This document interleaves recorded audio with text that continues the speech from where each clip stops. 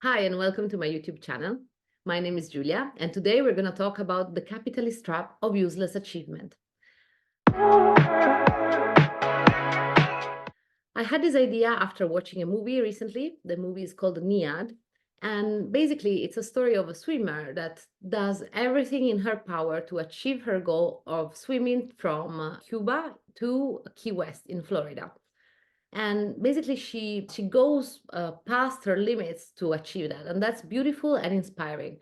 But at the same time, it seemed to be a little bit useless in the sense that this didn't really do anything good for humanity. So I started thinking about goals and how we define them and how do we celebrate them in nowadays society. So to talk about it, I invited my friend and colleague Claudia, who was studying with me at Goldsmith. So we're going to have a lot to talk about together. We love to discuss all kinds of random stuffs. Claudia has a master in arts administration and cultural policy from Goldsmiths University of London. Throughout her studies, she delved into culture-led regeneration projects worldwide, focusing on their sustainability. In 2017, she was a featured speaker at the Guadalajara International Books Fair conference titled The Siege Upon Civilization, From Wall to Wall. Here, Claudia explored the role of cultural policy amidst the crisis of globalization, examining issues of separation and exclusion. She runs The Culture Effect, her blog, where she dives into cultural topics. Today, she brings her diverse background to the tech world as a user experience designer. So thank you so much, Claudia, for being here today. Thank you for having me. Welcome. Okay, so after I had this idea, of course, I really wanted to share with you some viewpoints, and then I asked you to watch the movie as well. First of all, maybe we should tell our viewers what the movie is about, because maybe they will not know the story. So this is also a spoiler alert. If you haven't watched the movie and you want to see it, maybe watch it first. So Claudia, do you want to maybe just summarize a little bit the story of the movie? Yeah, sure. So NYAD, is it NYAD or NYAD? I think in the movie they say Niad, when they call her name, no? Or Nayad. I don't remember. I don't know why I remember it. I remember NYAD. Okay. I'm just gonna say NYAD just because I'm used to it. Yeah, yeah, yeah. So NYAD is a swimmer, like an athlete, like a professional swimmer. She's in her 60s, I think. She turns 60 when the movie begins.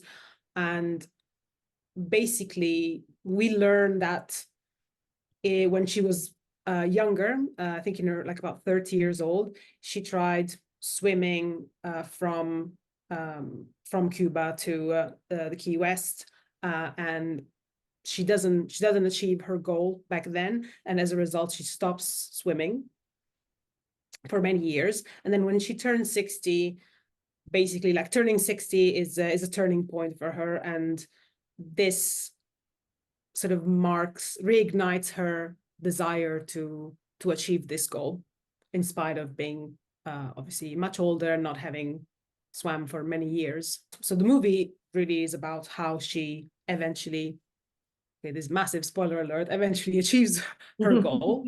And obviously like what an incredible achievement it is. So it is quite a celebration of her achievement, I would say. It's fair to say.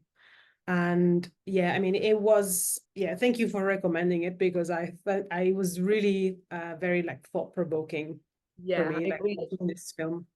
I myself got a recommendation by another friend of mine to watch it, and then I thought, oh my God, like there is so much more than the initial impression, no? Because the feeling was that when you first start watching it and you see the story of this woman really pursuing with passion her goal, it's quite inspiring, no? So you can really appreciate how tenacious she is and how much energy she puts into this, and that's very inspiring. And then after a bit, at least for me, what happened is that I started feeling a little uneasy because it started looking like she wasn't doing very well physically or mentally, and her friends and people that she brings into the mission with her start having some difficulties. For example, in supporting themselves because they have to maybe give up their own jobs to go and help her in this pursuit. So and then especially some scenes when she is swimming across the ocean from being in the water. I think she's expected to be in the water for 53 hours to reach this goal, and then she starts having like blood on her back from the sun exposure, and then her face swells, and she has hallucinations and all of this. So I started feeling a little bit, oh my God, okay, she is going to do that, but is this really something that we should romanticize? I don't know. What was your feeling about that? Yeah, yeah, I totally can relate. Because I definitely felt uneasy and like uncomfortable watching that. Again, just like you, like at the beginning, I thought it was really inspiring. And you know, that idea of not giving up your dreams, or I don't know, like seeing like an older woman Definitely. who still has like a really like precise goal and still has, you know, that desire to pursue it, can be quite inspiring. And even because after the first time she tries to swim across the ocean, like she fails and she stops swimming as a result of that. So it feels like that's, you know, that's like a big deal. Like it's almost like a trauma, like it's a trauma for her, really. So the fact that she wants to try that again, it almost feels like a healing thing, Yes. like part of a healing, some kind of healing process. So at the beginning, you know, you can see that it has the potential to be like a really inspiring story. And I like the idea that, oh, it's never too late to, you Yeah, know, to pursue definitely. your goals. That's, you know, I love that concept. But yeah, after a while, you know, you see that, yeah, all the things that she puts her body through, like from a physical perspective, that all the things that you've listed, obviously they were pretty shocking to see. Let's not forget also like the box jellyfish, you know, Yeah, she gets oh, stung jellyfish. by like, Oh my is God. And I'm already like totally terrified. Every time I swim, I'm terrified of like regular jellyfish. So, I mean, box jellyfish sounds like, yes, yeah. the image of her swimming after with this wetsuit which covers her up, because basically after this event with the jellyfish, the next time she goes to a doctor to design this suit to protect her, and that is also really weird to watch for me, because basically she has to wear this plastic thing that basically leaves out just the nostrils and the mouth to breathe. I don't think even her eyes are exposed, or just like two little tiny holes. And right, like, and I thought, and she basically she wears this suit, I think, to swim or throughout the night, and also to avoid the jelly. Yeah. Uh, Yeah. Because they I come out at night. Yeah, Mm. but this also it looks really like not right, like a little bit too extreme. Like it just made me think that she's not being very respectful of her body in that sense, no? Like, and also the way that she's fed. She just comes up from the water, and they feed her from the boat. They feed the food directly into her mouth, like some sort of weird noodle spaghetti weird thing, and she's there like a fish. And this image also kind of struck me, like I was a little weirded out by it all, and I thought, okay, it's still quite admirable that she goes through all of that to achieve what she wanted.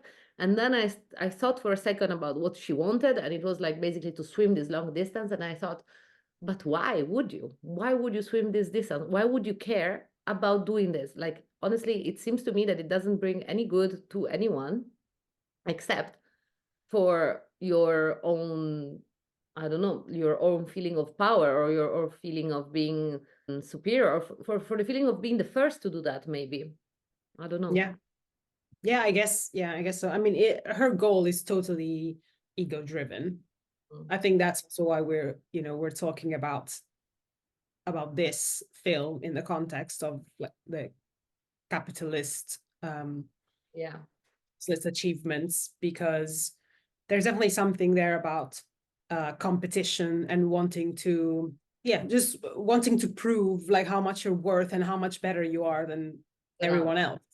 Yes. So just like extreme competitiveness, and also like individualism, because yeah, really, I know that to some extent they in the film also, like they do recognize the importance of the team that is like backing her up. Like her best friend is her coach. Yeah.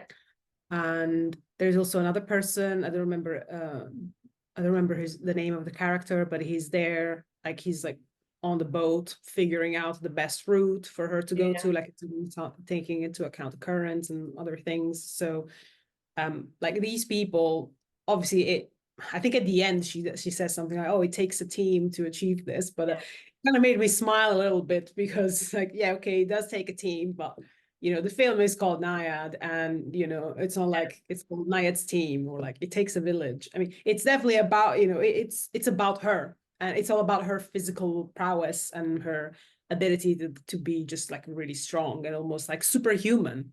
Yes. Because that's not, you know, like, yeah, like you were saying, like she's putting her body through like really extreme circumstances. So I mean, that's not, you know, like a human is not meant to be underwater for like 53 hours, you know, like it's just not right. And also, yeah, what she does to her body is quite upsetting to watch. And it's also upsetting to see the fact that she's, you know, she's putting her especially her best friend, I imagine, under like a lot of emotional turmoil, like strain, because she's there to coach her, but she's also really like, she's got like a huge responsibility. And you know, if something goes wrong, I mean, in the end kind of everything goes well, as in, you know, she achieves her goal and she survives, and that's, you know, as good as it gets really, for that sort of thing. But if something had gone wrong, what would have, I mean, she would have had to, like her friend would have, and again, I don't remember her name, but she would have had to live with that. And I don't know if it's a fair thing to ask really to your best friend. Yeah, definitely. I agree. And especially that moment when she's hallucinating underwater, because that's another thing, right? And she expects this. So she predicts that she's going to hallucinate, and she asks her friend to just let her be in her hallucination until she reaches the end. And that's also like, I think she's imagining that she's swimming towards the Taj Mahal. And the friend's like, oh, yeah, go towards the Taj Mahal. You'll be fine. You're almost there or something, you know? And that is also like, it makes you feel a bit of compassion towards the friend that has to exactly stand this just to make NYAD get to the end. And then also when she finally arrives and there is this crowd of people cheering with signs, welcome NYAD, you made it, and stuff like that. And she arrives, but actually she can barely stand. She cannot walk. She's all swollen, and it really makes you think that she needs an ambulance more than a crowd that cheers for her, right? Like for me, like I felt sorry for this person when she arrived. I didn't feel like, oh great, well done, you like amazing. Yeah. Yeah. Yeah, I don't think I would have been able also to like cheer at No. that point, because it's just because you see the state she's in, and yeah, it again, it's quite upsetting. I would feel really uncomfortable celebrating that. I was uncomfortable watching other people celebrating that. Exactly. So I agree, and this really makes you think about all the extreme of sports in our society. For example, how we celebrate people that go to a crazy extent in any sport, like they do things that no one has done before, and even the Guinness World Records, for example, people come up with some ideas of some weird stuff, maybe dangerous stuff, and they just do it to become history. Maybe there is an idea of defying death in all of this, you know, to be remembered, to survive past your death. But I don't know, like I find that what we should really maybe give more space is people that do good for others and society, rather than this need to be eternal. Because let's face it, I mean, there's one thing we know, and I think it would be much better to accept that one day we will no longer be, rather than having this idea of just creating something for the future generation to remember, right? What do you think? yeah, I guess, yeah, I didn't really think that much about that aspect of, but you're right. I think there's definitely something there about wanting to become immortal through our achievement. Like people, I will always remembered as the swimmer who, you know, managed that thing, until someone You will swim along with it. or swims a longer distance, and that would really suck. I mean, so yeah, I thought it's quite it's quite dangerous. I think if you put all of your value into that single achievement, it's quite a risky position to be in. Because it really, like, also the other thing is that throughout the film, it feels like the only thing that matters to her is to achieve this goal, and everything else doesn't seem that important. So it ties back with what you were saying earlier, that we should eventually, we should accept that we're all gonna die eventually. So we need to come to terms with that. And our value doesn't really, as people, doesn't have to be our goal. It's not like we don't have to become one thing with the whatever goal that we set out to achieve. Yes. It feels like the meaning of her whole existence is that, achieving this thing.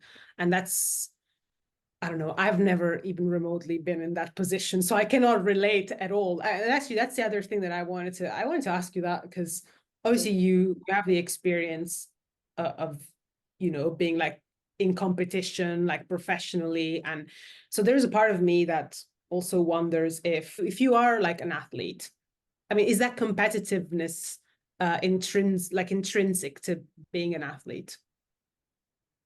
Well, I think obsession to your goal plays a part in you being able to achieve it, in a sense that I remember especially when I was very young, I had a very clear goal in mind and I wanted to be the world champion, and I really wanted that. And I was thinking, breathing, and eating dance every day. Like when I was at school, I was thinking about my routines, and when I was in the car, I was thinking about my dresses, and when I was like, so it is a bit of an obsessive thinking. For me, what happened is that at some point fairly early in my career, that changed due to the fact that I was exposed to quite a traumatic experience when I was 15 years old, in which I left my family to go and dance with a dance partner from south of Italy, Raimondo Todaro, who is now actually in Ballando con le Stelle, Italian TV show. And this was my dream. So like for me, like I really worked hard, and I had that, that strength within me. Like I really want to make it happen. That was my dream, to dance with him. He was like already 17-time Italian champion and world vice champion or something, like really high level. And then I went, and I was really unhappy. Like I missed my family a lot. He wasn't treating me well. His family wasn't treating me well. I felt abandoned, and I just like, I had all of this sort of intense emotion coming, and just I had to really start like taking things slowly for a moment and just decide, is this really what I want for my future and for my life? And that happened very early. And then I kept competing for another about 8 years, 7, 8 years. And it was always different for me from that point, though. Like I had that moment that it crashed, and I just realized I just wasn't happy. Like I was really unhappy. Because like even if I was going towards my goal, all of my other needs were unmet, right? I didn't feel loved. I didn't feel like a healthy relationship were around me of support, and I was really young. So, but for me, like it was like, I'm like, I don't want to be in this. I don't want to live my life like this. This is not how it's supposed to be. So, but I guess if you want to arrive in sports, this is what you are taught, that you have to give up everything else, for sure. And then the idea of being better than others, for me, it mattered up to that point that I changed. And then I was like, oh, honestly, fuck this. I don't care. I just want to be a good dancer. Yeah. Fair enough. Yeah, I think maybe, so in a way, it's kind of the opposite of what happened in the film, because she tried to achieve her goal and she didn't manage that, and then she sort of retreated completely, like withdrew, and then she tried again. Whereas you kind of figured out what you wanted, like at a younger age. So it's not like you had like a major regret, like I didn't achieve this thing and I really wanted to. Yeah, no, not really. because exactly for this reason, because I thought this is a useless achievement. And then what? What do I do after I leave? I give everything up for this, you know? And let's face it, it's not that when people are successful in sports, okay, they may do well with financially, but this is only the case for really well, for football player and tennis players and a few others and a few other sports. So honestly, it feels like also we give this idea that becoming the best in the world or the, you know, belonging to the best team in the world is really going to change your life, but actually it doesn't, because you just are some sort of trophy of a country or of the coach that got you there. Like you may be remembered and you may be an inspiration for future athletes, but it's not that this guarantees you a wealthy future or a happy career.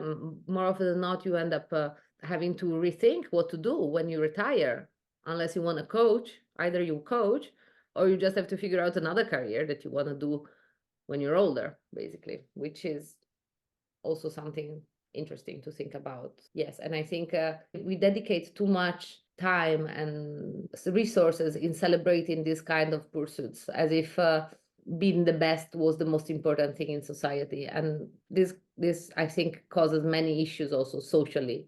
Yeah, I mean, definitely there is no, doesn't matter the way you look, whatever way you look at it, definitely the achievement in the movie, that, you know, her being able to swim from A to B, yeah, doesn't really have any any positive impact on anybody else. Exactly. Arguably not even on NYAD herself, but it depends how you look at it. But that's the other thing that sort of made me smile a little bit when I was watching the film. You know that at the beginning, there's this quote, this Mary Oliver quote Yeah. that it says something like, "What do you plan to do with your precious, like wild, precious life?" Yeah. And that's sort of, again, it sort of reignites this passion. And but you know, if to me it was almost like a little ironic, you know, to have that quote and look at the actual goal. So it doesn't feel like the goal that we're talking about here is sort of lives up to the quote. Yeah, it's true. What are you gonna do with your precious life? Well, swim 100 miles. Okay, great. All Great. right, cool. So it's, yeah, it was a little, I don't know. It was a little funny. And to be honest, there is also like a part of me that feels a little guilty judging somebody else's dream or like somebody else's goal, because yeah, there's a part of me that sort of feels like that's not right. Like you shouldn't, because again, there is something that I really also admire like throughout the film is like her, you know, how unapologetic and like single-minded she is. I mean, she's cool in many ways. Yeah. She's very strong and very like admirable. But yeah, it does, like, ultimately it does make you feel like, okay, this is kind of pointless. Maybe because you compare it to like the extent to which it is celebrated, and you're like, okay, yeah, this is cool that you did that, but you know, at what price? And also what's the what kind of legacy does that live? Yeah. Yeah. So Yes, I agree. And I think we have talked about this before about how she also sort of inflicts pain to herself and to other people around her in the name of this goal that she has. No, like it's not completely, it's great to see the passion, but it's also a little bit off to see how cynical she becomes because she wants to achieve that, even towards her friend, which seems to be her lifetime bestie in the movies. She's portrayed like that, no, but she's ready to lose her friendship, carry on by herself, no matter what, even when the friend is telling her maybe it's time to take a break or something, and also.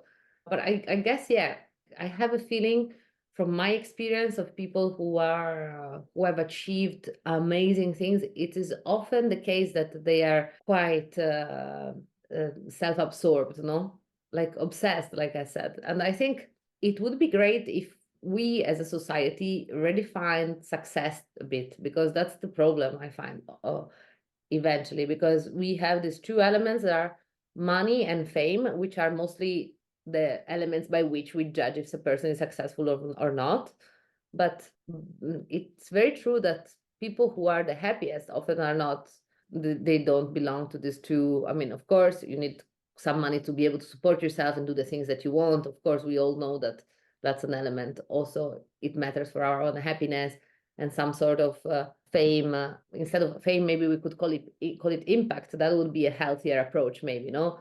Impact as in, doing something good for other people around us. So I think it would be really cool if we started to promote healthy balance as success rather than pursuits of crazy egocentric goals. Yeah. Yeah, I totally agree. Yeah, I think what's really messed up about the way we view success is also that, yeah, it just has nothing to do with happiness. Right. Really, Exactly. when when we, like you said, when people, generally speaking, like assess how successful somebody is, it's always measured, yeah, with I don't know, yeah, money for sure. It's the first thing. But again, that doesn't tell us anything about how fulfilled that person feels. So I think there's a lot that we could do as a society to sort of promote the idea that your fulfillment is like should be your like the first your first goal, like your main concern. It shouldn't be like to prove to others that you can make a lot of money and accumulate useless things. Yeah. And of course, if that goal has some kind of impact on positive impact on others, that is obviously like an added bonus. And yeah, much appreciated. If you can do something for everyone, that's ideal. But there's also like, yeah, I think even if we leave other people out of the equation and we only think about ourselves, like we should really think about how success like makes us feel and what that looks like for us as individuals, as people, rather than the way other people perceive us, because that's also the other thing. We want people to think that we're successful. Yeah. Um, that's just not healthy. Right. Yeah. Yeah, I think it would be really great to hear other people's opinion as well, because we have talked for quite a bit about this. I have talked about this with a few friends of mine, and I think it's a very interesting conversation that we kind of would like to get started today. So, like, I don't know, to finish, maybe Claudia, I could ask you if you could ask Naya the question, what would that be? I would like to ask her if like how she feels about her like looking back on her, what it took, for her to achieve that goal. Like how does she feel about it, if she would do anything differently. Yeah, was it uh, worth it? Oh. Worth it. Yeah, I mean, in a nutshell, that's kind of what I was getting at. Right. Was it really like how long did you feel really good about that thing that you achieved? Like this, yeah, how yeah. I'm assuming that it felt really great, but did that how long did that feeling last? I Yeah, guess. I What agree. about your How much of this feeling of gratitude and like success and achievements does it stay with you because you achieved what you wanted, and how much the celebration around it, is involved also in this, no? Because that's also something to look at. Of course, if we praise this a lot, like we have seen that, I think at the end that she's invited to Oprah show, and then she initiates this movement of like achieve whatever you want at whatever age, and they walk around America. I don't know, like I know she did other things, and maybe they started because she was able to do this, no? But on the other hand, I think that's also like if she did this just for herself and nobody would have been there noticing that she did this, would it have had the same feeling of success for her if this was really just her goal to swim from here to there, right? That's something yeah else. It would be interesting to. yeah yeah definitely. Yeah.